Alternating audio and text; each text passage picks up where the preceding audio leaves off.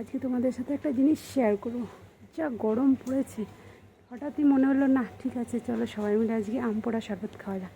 তো চলো আগে ছাদে যাই, গিয়ে দুটো আম পেড়ে নিয়ে আসি। চলো দেখো কত আম ধরেছে।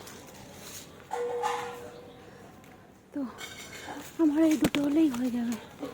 দেখো এই দুটোই হয়ে যাবে। চলো এই দুটো আম নিয়ে চলে যাই। এবার দেখো আমগুলো ভালো করে পুড়িয়ে নিচ্ছি। ভালো করে পুড়িয়ে নিতে হবে, নাহলে ভালো করে হবে না। এরপরে আমগুলো একটু জলে দিয়ে আমি গরম তো একটু ছাড়িয়ে নিই।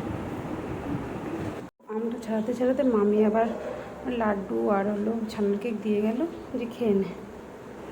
আমি ওটাই খাচ্ছিলাম, তখন খাচ্ছিলাম আর বাইরে গিয়ে যেন একটা দেখলাম, সেটা তাই জন্য দেখছিলাম ওটা।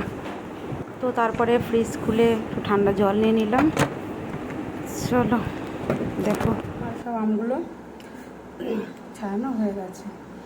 এবার চলো ঠান্ডার জল দিয়ে দেবো।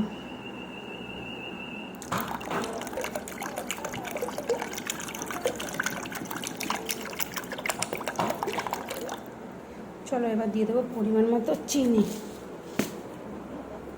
মিষ্টিটা তোমরা তোমাদের প্রয়োজন মতো দিও, আমার যতটা লাগবে আমি দিয়ে দিলাম।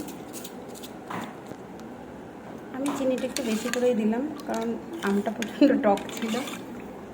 এরপর আমি দিয়ে দেবো একটা লেবু।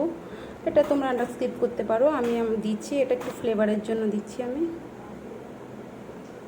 এবার দেবো মেন ইনগ্রিডিয়েন্টস, যেটা তোমরা চাইলে স্কিপ করতে পারো, কিন্তু এটা আমি দিই।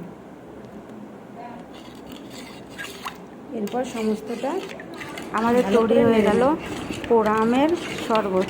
তো তোমরাও এই গরমের মধ্যে ট্রাই করতে পারো, খুব সুন্দর হয়েছিল।